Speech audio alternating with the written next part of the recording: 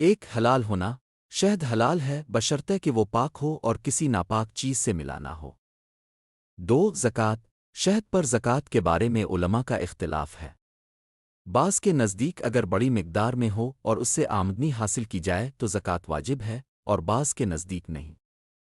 تین تجارت، شہد کی خرید و فروخت جائز ہے لیکن دھوکہ ملاوٹ کرنا سخت حرام ہے۔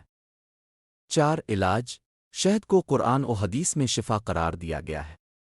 بیماریوں کے علاج میں شہد کا استعمال سنت ہے۔ پانچ روزے کی حالت میں شہد کھانا روزہ توڑ دیتا ہے، لیکن اگر کوئی شہد ملا پانی پی لے بغیر نیت توڑنے کے تو روزہ ٹوٹ جائے گا کیونکہ کھانا پینا دونوں روزہ فاسد کرتے ہیں۔ چھ صدقہ تحفہ، شہد کو تحفے صدقے کے طور پر دینا جائز اور باعث برکت ہے۔